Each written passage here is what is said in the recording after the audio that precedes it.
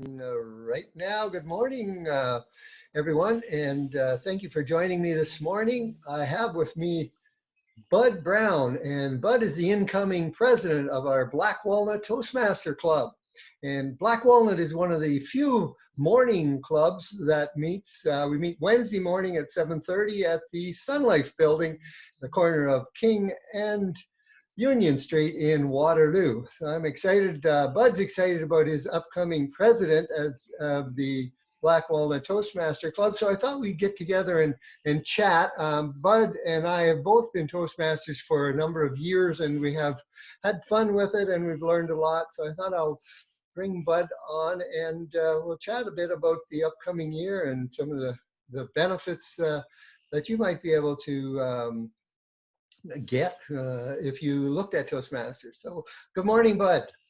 Good morning, Wayne, and good morning all our viewers out there. Yes.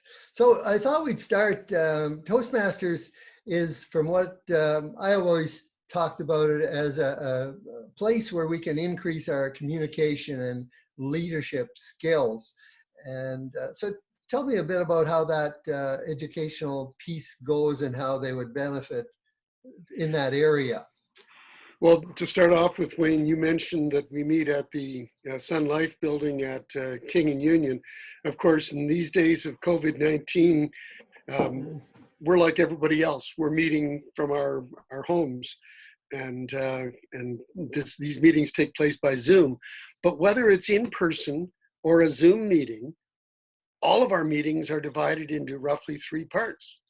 And we get to do some impromptu speaking off the cuff. We get to do prepared speeches for those who are working through the Toastmasters program. And then we get feedback on the things that we've done so that we realize what we're doing well and what we could improve on. That's awesome. That's awesome. So tell me a bit about impromptu speaking. Yes. What exactly is that, and how would I benefit by doing that? Well, have you ever been in a situation where you're in a meeting and the person who's leading the meeting turns to you and says, "So what do you feel about this, Wayne?" And you've gone, and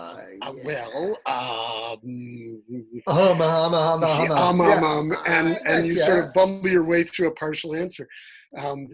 The impromptu speaking portion is designed to help members become more comfortable speaking off the cuff. Excellent. We have someone takes responsibility for that part of the meeting. They will come up with a variety of starting points and then toss it out to various people. And the people will come up with a 1 or 2, depending on who's running it, 1 or 2 minute response to what the people have given them to talk about. Great. So it's like thinking on my feet, I guess. Sometimes I call it stump the chump, but it's thinking on your feet and practicing that, I guess. Yeah. And the thing is, in normal conversation, it would be stump the chump. But in a Toastmasters meeting, you'll never find a safer place to try things out like that. One of the nice things about it is everybody who's listening to you realizes that in a minute, it could be them who's on the spot. And so they're very, very understanding, they're very forgiving, but they're also looking for suggestions for things they can suggest that would help you improve. Excellent. So what leadership opportunities, what would that entail? Well, I'm glad you brought that up. The meetings themselves hold a number of leadership opportunities. The person running the meeting, the person running the impromptu section, the person leading the feedback section, which we call evaluations. But there's also people who are paying attention to the details in the meeting and learning that aspect of leadership. And then finally, there's the leadership of the club.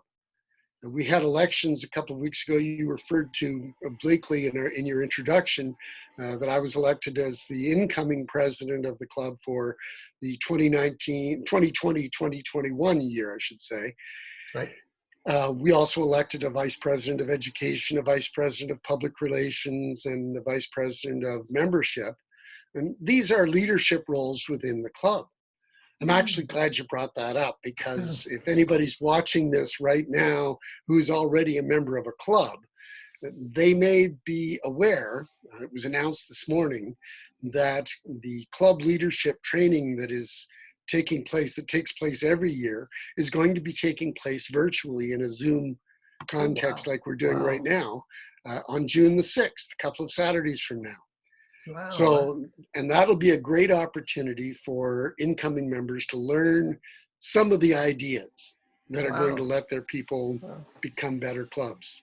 Wow. So as a member of a Toastmaster club, I would have an opportunity to learn to speak off the cuff. I'd have a lot of opportunity to take on one of these roles. And it sounds like you would even train me how to be a president, or how to be a vice president of membership, or whatever those roles are. There's education and there's training on an ongoing basis for those. Is that the way I see it? You've hit it right on. You've hit the nail right on the head, Wayne. The training that is available. Toastmasters has been at this for about 95 years now. Oh, wow. And every year they get better and better at what they're doing. So they actually wind up with a program to teach you how to speak impromptu, a program that teaches you how to do a formal presentation, how to do research, how to structure a speech, and how to give feedback, how to give constructive and positive feedback. I heard somebody say to me last week that it turns out that constructive feedback is usually just criticism nicened up. But in Toastmasters, that's not true. In Toastmasters, constructive feedback includes, as I said earlier, telling people what they're doing right already and how they can improve, how they can make it even stronger. Oh, that's excellent. That's excellent. And you had mentioned that we're a lot of meetings now are Zoom, and it sounds like Toastmasters has a Zooming format. How has that changed? Have you noticed how is that different? What we're doing now, say on Zoom, what did you do before? What format was that?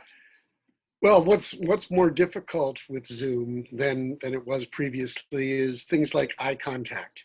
Mm-hmm. Learning how to make eye contact with people sitting around a table, or sitting in a classroom setting, or in any of the various formats that you can set up a room, is easier than it seems, simply because there are eyes to actually make contact with. Yeah, of course. Yeah, but when you're sitting in a Zoom meeting, the only eye you've got to make contact with is that camera. And it's, if I was sitting with you right now, one of the things I've learned in Toastmasters is if for example, I was pretending you were sitting on, what side am I on here? Yeah, you're there. I'm there. Yeah, that way. Anyway, there we go, that way. I would look over at you like this instead of looking at the camera, because the camera is the personal space of the person looking at it. But because in Zoom, we're all just faces in a wall of faces, then the best thing we can do is to be making eye contact with the camera and looking right at them. So the people who are taking part of the meeting, they feel that you're looking at them, you're talking to them. And in fact, because you can see their faces as well, that's what you're doing. You're talking to them. That makes sense. And you want to personalize that connection as much as you can. So, wow, that's good. So you must have got to know a lot of people through Toastmasters. Is there how would you say that those relationships have benefited over the years? Is it something that,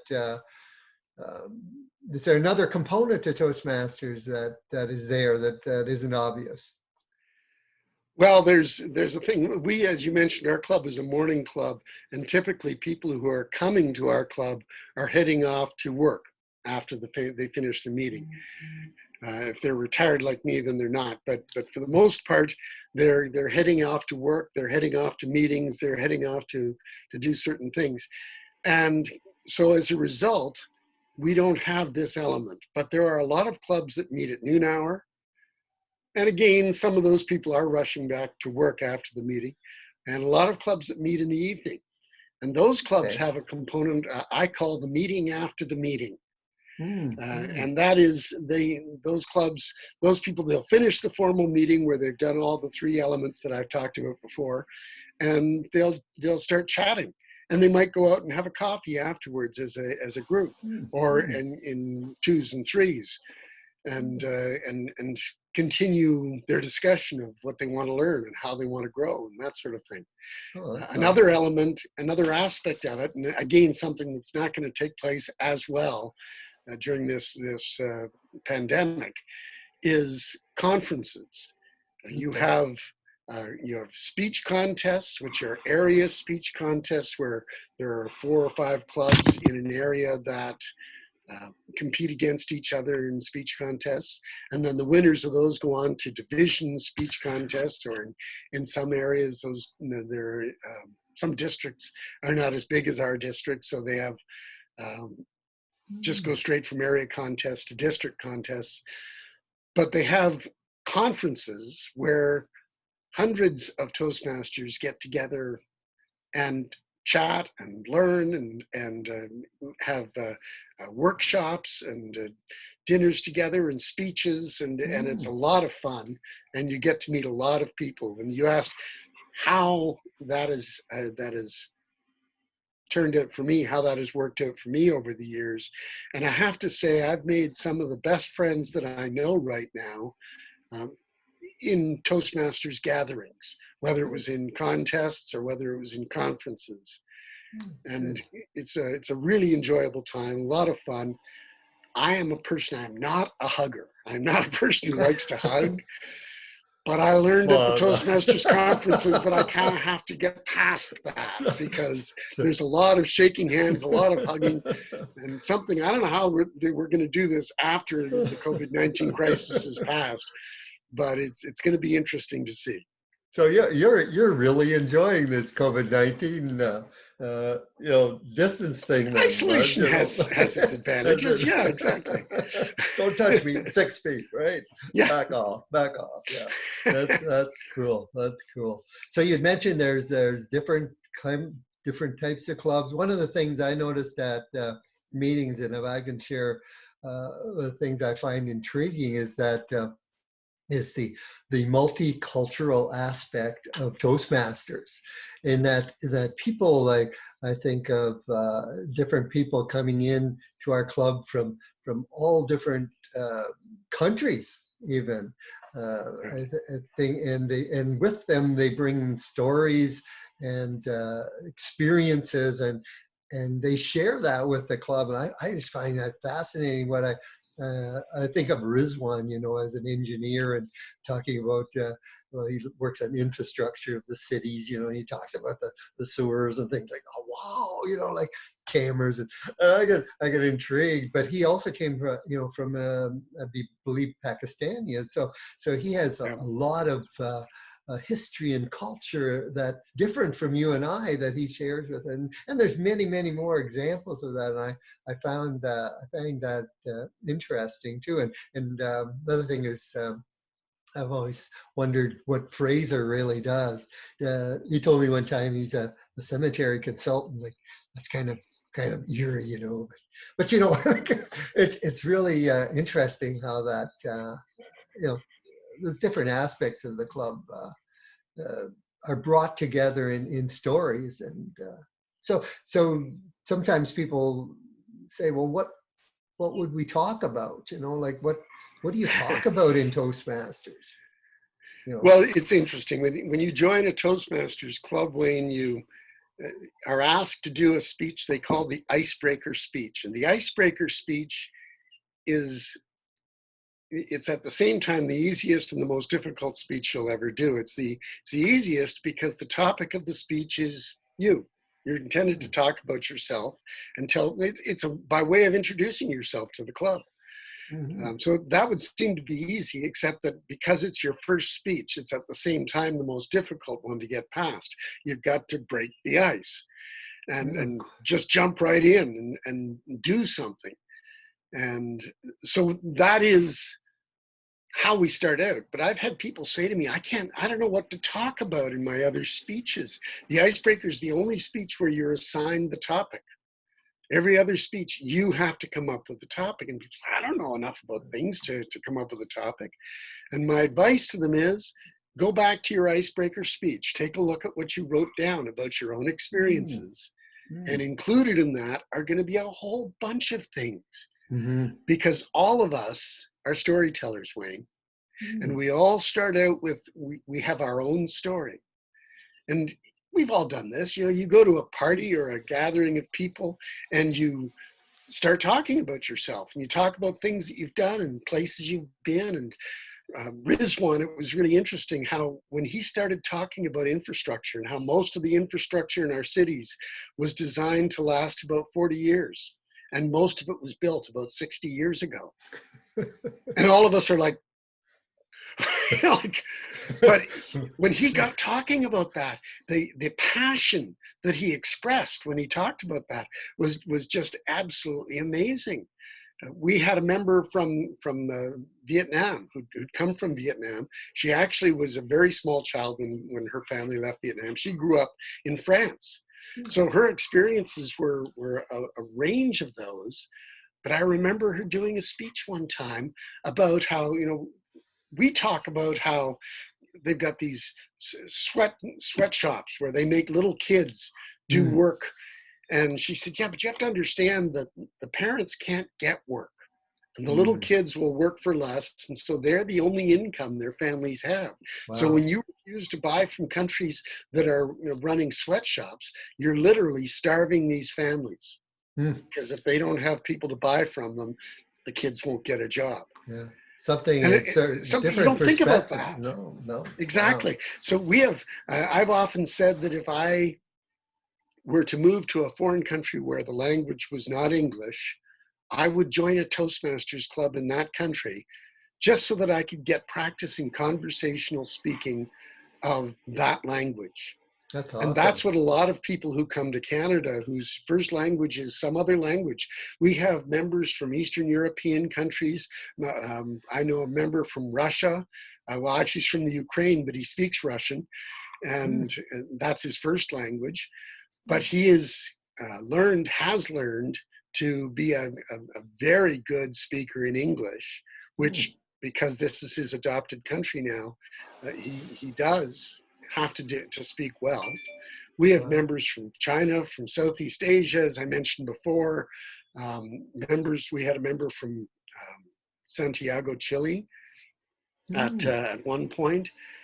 We've got all sorts of, and India, of course, and Pakistan, and it's amazing. We've got a mini United Nations and Toastmasters clubs in our areas. Yeah, no, it's exciting. It's fun to be.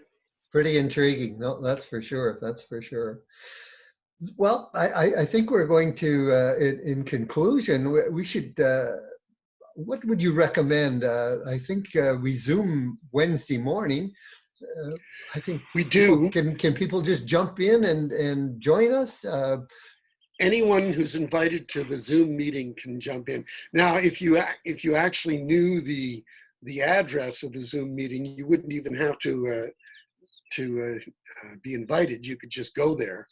But those are fairly long addresses, so it's a lot easier if someone invites you and sends you the link, and you just click on it, and you can take part in that meeting. And anyone is welcome to our meetings.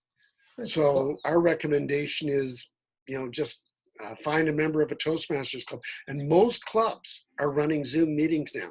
So while I would love to see people come first thing in the morning to ours, not everybody likes first thing in the morning. So if that's not right for you, then find somebody who belongs to a noon hour club. Good. You can go to toastmasters.org. That's toastmasters.org. And there is a find a club link on the page that you'll go to. You don't have to belong to use that. You can find a club and look up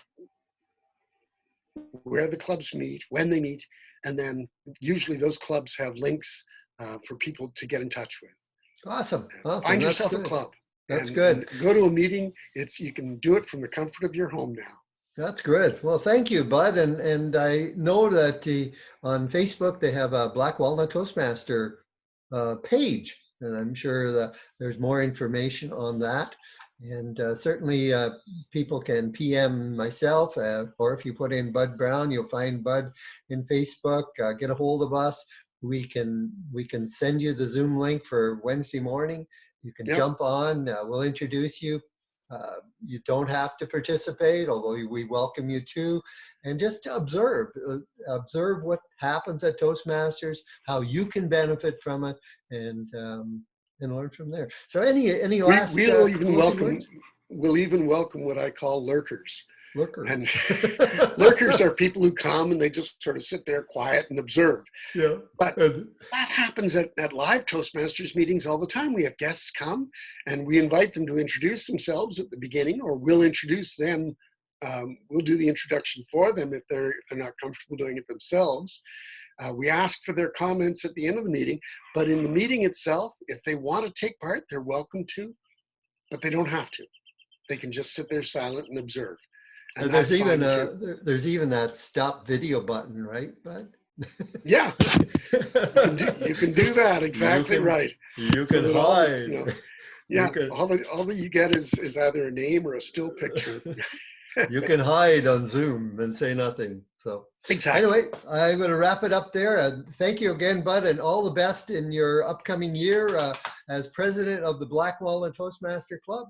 And we look forward to your leadership. And I thank everyone out there who's watching this video. And again, I encourage you to check out Toastmasters and how it can benefit you in your career, in your communication, and in your endeavor to take on new leadership roles. So we're going to on with our next project, Bud.